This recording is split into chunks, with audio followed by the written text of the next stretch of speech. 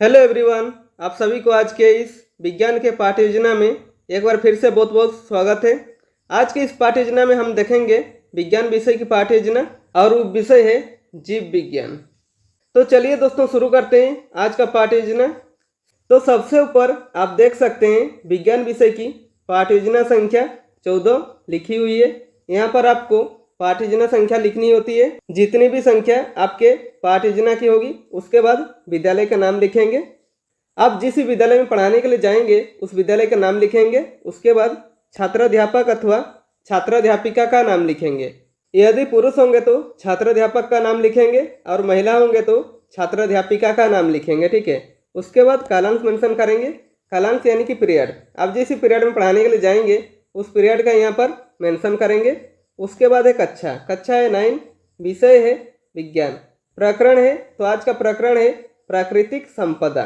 अवधि है 45 मिनट। किसी किसी विद्यालय में 35 मिनट या 40 मिनट भी होता है, तो आप अपने विद्यालय के हिसाब से देख लीजिएगा।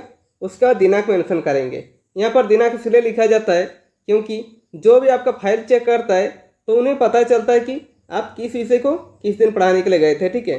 तो फ्रेंड्स, ऐसे बहुत सारे वीडियो पाने के लिए आप इस चैनल को सब्सक्राइब कर लीजिए। और आप किसी विषय का लेसन प्लान चाहते हैं तो कमेंट बॉक्स में कमेंट करके बता सकते हैं। तो चलिए आगे बढ़ते हैं। उसके बाद आता है सामान्य उद्देश्य। सामान्य उद्देश्य विषय संबंधित होता है, तो यहाँ पर आप विज्ञान विषय को ध्यान में रखकर लिखेंगे। सामान्य उद्देश्य में विषय और उपविषय को पढ़ाने से बच्चों में किन किन चीज़ों का विकास होगा वो सब इसमें मेंशन करना होता है। तो देखिए, इसमें मिनिमम 4 से 5 पॉइंट लिख सकते हैं या मैक्सिमम 8 से 10 पॉइंट लिखा जा सकता है। तो देखिए, पहला पॉइंट लिखेंगे छात्रों में विज्ञान विषय के प्रति रुचि उत्पन्न करना। दूसरा पॉइंट लिखेंगे छात्रों में बौद्धिक क्षमता का विकास करना। तीसरा पॉइंट लिखेंगे छात्रों में आत्मविश्वास की वृद्धि करना। और चौथा पॉइंट लिखेंगे छात्रों की वैज्ञानिक ढंग से सोचने की क्षमता का विकास करना। ठीक है। उसके बाद आता है विशिष्ट उद्देश्य। विशिष्ट उद्देश्य कुछ ऐसे उद्देश्य जो कि टॉपिक से रिलेटेड उद्देश्य होता है, यानी कि छात्राध्यापक के टॉपिक पढ़ाने के बाद बच्चों में क्या क्या बिहेवियर चेंज आएंगे और किन किन चीज़ों का विकास होगा वो हमारे विशिष्ट उद्देश्य के अंदर इंक्लूड होते हैं।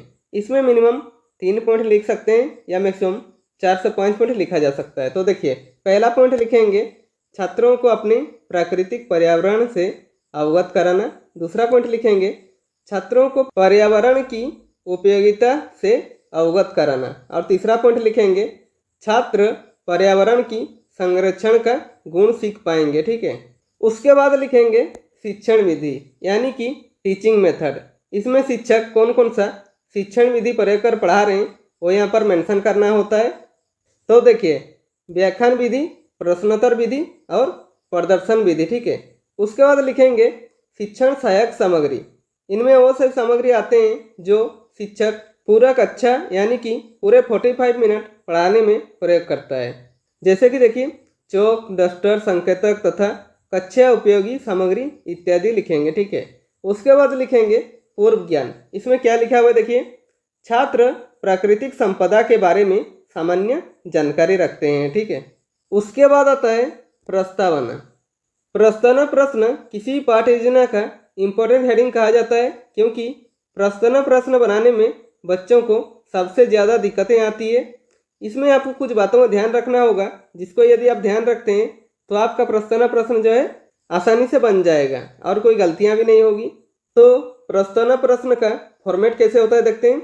प्रस्तावना प्रश्न का फॉर्मेट 3 कॉलमों से बनता है। पहला कॉलम में लिखेंगे क्रम संख्या। दूसरा कॉलम में लिखेंगे छात्राध्यापक क्रियाकलाप अथवा छात्राध्यापिका क्रियाकलाप। और तीसरा कॉलम में लिखेंगे छात्र छात्रा क्रियाकलाप। ठीक है। इसमें मिनिमम आप 3 प्रश्न पूछकर प्रकरण निकाल सकते हैं या मैक्सिमम 5 से 6 प्रश्न पूछकर प्रकरण निकाल सकते हैं। ठीक है। इसमें प्रश्न और उत्तर एक दूसरे से संबंधित होते हैं, यानी कि छात्राध्यापक के प्रश्न करने पर जो छात्र छात्रा उत्तर देंगे उसी उत्तर से छात्राध्यापक पुनः प्रश्न करेंगे। तो देखिए, यहाँ पर आपको और अच्छे से समझ में आएगा। क्रम संख्या में 1 लिखेंगे। छात्राध्यापक पहला प्रश्न करते हैं, मनुष्य को जीवित रहने के लिए किन किन चीज़ों की आवश्यकता होती है। तो छात्र छात्र क्या उत्तर देते हैं? उत्तर देते हैं भोजन, वायु और जल। ठीक है। उसके बाद छात्र अध्यापक दूसरा प्रश्न करते हैं, भोजन, जल, वायु आदि आवश्यक वस्तुओं को हम क्या कहते हैं? तो छात्र छात्र क्या उत्तर देते हैं? उत्तर देते हैं संसाधन कहते हैं। ठीक है। उसके बाद छात्र अध्यापक तीसरा प्रश्न करते हैं, संसाधन हमें कहाँ से प्राप्त होता है? तो छात्र छात्र क्या उत्तर देते हैं? उत्तर देते हैं प्राकृतिक से। ठीक है। उसका छात्र अध्यापक चौथा प्रश्न करते हैं, जिस वस्तु का लाभ हमें प्राकृतिक रूप से मिलता है उसे क्या कहते हैं? तो छात्र छात्र क्या उत्तर देते हैं? प्राकृतिक संपदा कहते हैं। ठीक है। अब छात्र अध्यापक छात्रों से प्रकरण निकलवाने के बाद पाठ की घोषणा करेंगे और कहेंगे, बच्चों आज हम प्राकृतिक संपदा के बारे में अध्ययन करेंगे। ठीक है। उसके बाद आता है प्रस्तुतिकरण। प्रस्तुतिकरण पाठ को हमें सबसे अच्छा बनाना होता है कि जितना भी कंटेंट होता है टॉपिक का वो सब प्रस्तुतिकरण पाठ में रखते हैं। ठीक है। तो अब प्रस्तुतिकरण का फॉर्मेट कैसे होता है देखते हैं। प्रस्तुतिकरण का फॉर्मेट 4 कॉलमों से बनता है। पहला कॉलम में लिखेंगे शिक्षण बिंदु यानी कि टीचिंग पॉइंट, इसमें हम कौन कौन से पॉइंट कवर करेंगे वो सब लिखेंगे। दूसरा कॉलम में लिखेंगे छात्र अध्यापक क्रियाकलाप अथवा छात्र अध्यापिका क्रियाकलाप यानी कि पुपिल टीचर एक्टिविटी, इसमें क्लासरूम में टीचर क्या क्या एक्टिविटी कर रहे हैं वो सब लिखेंगे। और तीसरा कॉलम में लिखेंगे छात्र छात्रा क्रियाकलाप और चौथा कॉलम में लिखेंगे श्यामपट कार्य। ठीक है। तो सबसे पहले शिक्षण बिंदु पर लिखेंगे प्राकृतिक संपदा और इसके बारे में छात्र अध्यापक जो बताएंगे वो छात्र अध्यापक क्रियाकलाप पर लिखेंगे। तो देखिए क्या बताते हैं, परिभाषा। प्राकृतिक संपदा की परिभाषा छात्र अध्यापक क्या बताते हैं, जिस वस्तु का उपयोग हम अपने लाभ के लिए कर सकते हैं उसे संपदा कहते हैं तथा जो संपदा प्राकृतिक रूप से उपलब्ध हो उसे प्राकृतिक संपदा कहते हैं। ठीक है। उदाहरण के लिए देखिए जल, वायु, मिट्टी, पौधे, पशु इत्यादि। ठीक है। और छात्र छात्रा क्रियाकलाप पर लिखेंगे छात्र छात्रा ध्यानपूर्वक सुनेंगे तथा समझेंगे और श्यामपट कार्य पर छात्र अध्यापक जो पढ़ा रहे हैं उसे शॉर्ट में लिख दीजिएगा ताकि जो बच्चे ध्यान से सुन नहीं रहे उन्हें भी अच्छे से समझ में आ जाए। तो हेडिंग देंगे प्राकृतिक संपदा और इसमें लिखेंगे जिस वस्तु का उपयोग हम अपने लाभ के लिए कर सकते हैं उसे संपदा कहते हैं तथा जो संपदा प्राकृतिक रूप से उपलब्ध हो उसे प्राकृतिक संपदा कहते हैं। ठीक है। उसके बाद शिक्षण बिंदु पर लिखेंगे पृथ्वी पर संपदा और इसके बारे में छात्र अध्यापक क्या बताते हैं। देखिए बताते हैं पृथ्वी पर यह संपदा स्थल, जल एवं वायु है। पृथ्वी की सबसे बाहरी परत को स्थल मंडल कहते हैं। पृथ्वी की सतह से लगभग 75% भाग पर पानी है। यह भूमिगत रूप में भी पाया जाता है। यह समुद्र, नदियों, झीलों, तालाबों आदि के रूप में है। इन सबको मिलाकर जल मंडल कहते हैं। ठीक है। वायु जो पृथ्वी पर कंबल की तरह कार्य करता है वायुमंडल कहलाता है। ठीक है। और श्यामपट कार्य पर शॉर्ट में लिख दीजिएगा ताकि जो बच्चे ध्यान से सुन नहीं रहे उन्हें भी अच्छे से समझ में आ जाए। तो हेडिंग देंगे पृथ्वी पर संपदा। इसमें पहला पॉइंट में लिखेंगे पृथ्वी पर यह संपदा स्थल, जल एवं वायु है। दूसरा पॉइंट लिखेंगे पृथ्वी की सबसे बाहरी परत को स्थल मंडल कहते हैं। तीसरा पॉइंट में लिखेंगे पृथ्वी की सतह से लगभग 75% भाग पर पानी है। ठीक है।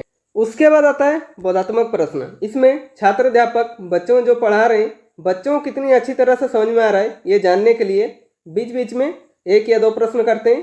तो देखिए प्रश्न करते हैं वायुमंडल किसे कहते हैं। तो छात्र छात्रा क्या उत्तर देते हैं? उत्तर देते हैं वायु जो पृथ्वी पर कंबल की तरह कार्य करता है वायुमंडल कहलाता है। ठीक है। उसके बाद छात्र अध्यापक विकासात्मक प्रश्न पूछेंगे। इसमें छात्र अध्यापक बच्चों को इसके आगे जो पढ़ाएंगे बच्चों को इसके बारे में जानकारी है या नहीं है ये जानने के लिए इसमें 1 या 2 प्रश्न करते हैं। तो देखिए प्रश्न करते हैं जैव मंडल किसे कहते हैं। तो छात्र छात्रा क्या उत्तर देते हैं? छात्र छात्रा कोई उत्तर दे नहीं पाते हैं और मौन रहते हैं। इसका उत्तर छात्र नहीं दे पाएंगे तो कक्षा शिक्षक यानी आपका कर्तव्य है कि आप उस चीज़ को अच्छे से समझाएं बच्चों को। उसके बाद शिक्षण बिंदु पर लिखेंगे जैव मंडल और इसके बारे में छात्र अध्यापक जो बताएंगे वो छात्र अध्यापक क्रियाकलाप पर लिखेंगे। तो देखिए क्या बताते हैं, जीवन का भरण पोषण करने वाला पृथ्वी का क्षेत्र जहाँ वायुमंडल, जलमंडल और स्थल मंडल एक दूसरे से मिलकर जीवन को संभव बनाते हैं उसे जैव मंडल कहते हैं। ठीक है। जैव मंडल 2 प्रकार के घटकों से मिलकर बनता है। पहला जैविक घटक यानी कि पेड़ पौधे तथा जीव जंतु, और दूसरा अजैविक घटक यानी कि हवा, पानी तथा मिट्टी। ठीक है। और छात्र छात्रा क्रियाकलाप पर लिखेंगे। छात्र छात्रा ध्यानपूर्वक सुनेंगे तथा अपनी उत्तर पुस्तिका में लिखेंगे। और श्यामपट्ट कार्य पर छात्र अध्यापक इस तरह ड्रॉ कर समझाएंगे कि जैव मंडल दो घटकों से मिलकर बनता है, पहला जैविक घटक, दूसरा अजैविक घटक। ठीक है। उसके बाद शिक्षण बिंदु पर लिखेंगे जीवन की श्वास हवा। इसके बारे में छात्र अध्यापक क्या बताते हैं, देखिए बताते हैं वायु कई गैसों जैसे नाइट्रोजन, ऑक्सीजन, कार्बन डाइऑक्साइड और जल वाष्प का मिश्रण है। वायु में नाइट्रोजन 78% और ऑक्सीजन 21% होते हैं। कार्बन डाइऑक्साइड बहुत कम मात्रा में वायु में होती है। हीलियम, नियॉन, आर्गन और क्रिप्टन जैसे उत्कृष्ट गैसें अल्प मात्रा में होती है। और श्यामपट्ट कार्य पर शॉर्ट में लिख दीजिएगा ताकि जो बच्चे ध्यान से सुनने रहे उन्हें भी अच्छे से समझ में आ जाए। तो हेडिंग देंगे जीवन की श्वास हवा। पहला पॉइंट में लिखेंगे वायु कई गैसों जैसे नाइट्रोजन, ऑक्सीजन, कार्बन डाइऑक्साइड और जल वाष्प का मिश्रण है। दूसरा पॉइंट में लिखेंगे वायु में नाइट्रोजन 78% और ऑक्सीजन 21% होते हैं।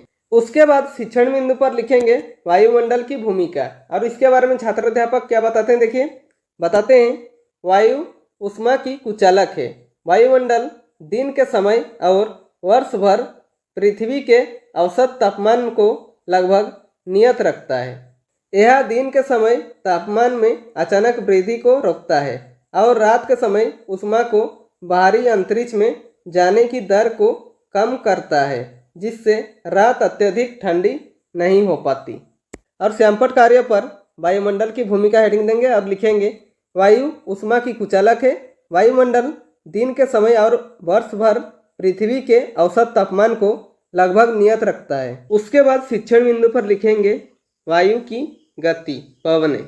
इसके बारे में छात्र अध्यापक क्या बताते हैं, देखिए बताते हैं दिन के समय हवा की दिशा समुद्र से स्थल की ओर होती है, क्योंकि स्थल के ऊपर की हवा जल्दी गर्म हो जाती है और ऊपर उठने लगती है। रात के समय हवा की दिशा स्थल से समुद्र की ओर होती है, क्योंकि रात के समय स्थल और समुद्र ठंडे होने लगते हैं। एक क्षेत्र से दूसरे क्षेत्र में हवा की गति पवनों का निर्माण करती है। और श्यामपट्ट कार्य पर छात्र अध्यापक जो पढ़ा रहे हैं उसे शॉर्ट में लिख दीजिएगा ताकि जो बच्चे ध्यान से सुनने रहे उन्हें भी अच्छे से समझ में आ जाए। तो हेडिंग देंगे वायु की गति, पवनें। और इसके बारे में लिखेंगे दिन के समय हवा की दिशा समुद्र से स्थल की ओर होती है, क्योंकि स्थल के ऊपर की हवा जल्दी गर्म हो जाती है और ऊपर उठने लगती है। ठीक है। उसके बाद शिक्षण बिंदु पर लिखेंगे वर्षा। और इसके बारे में छात्र अध्यापक क्या बताते हैं, देखिए बताते हैं जलाशयों से होने वाली जल का वाष्पीकरण तथा संघनन हमें वर्षा प्रदान करता है। दिन के समय जब जलाशयों का पानी लगातार सूर्य किरणों के द्वारा गर्म होता है और जल वाष्पित होता रहता है, वायु जल वाष्प को ऊपर ले जाती है, जहां यह फैलती है और ठंडी होती है। ठंडी होकर जल वाष्प जल की बूंदों के रूप में संघनित हो जाती है। जब बूंदें आकार में बढ़ जाती है तो नीचे गिरने लगती है, इसे वर्षा कहते हैं। ठीक है। और श्यामपट्ट कार्य पर लिखेंगे वर्षा। और इसके बारे में लिखेंगे जलाशयों से होने वाली जल का वाष्पीकरण तथा संघनन हमें वर्षा प्रदान करता है। ठीक है। उसके बाद आता है बोधात्मक प्रश्न। इसमें छात्र अध्यापक बच्चों को जो पढ़ा रहे हैं बच्चों को कितनी समझ में आ रहा है ये जानने के लिए बीच बीच में एक या दो प्रश्न करते हैं। तो देखिए प्रश्न करते हैं जैव मंडल कितने प्रकार के घटकों से मिलकर बनता है। तो छात्र छात्रा क्या उत्तर देते हैं, देखिए उत्तर देते हैं 2 प्रकार। ठीक है। तो 2 प्रकार क्या क्या, जैविक घटक और अजैविक घटक। ठीक है।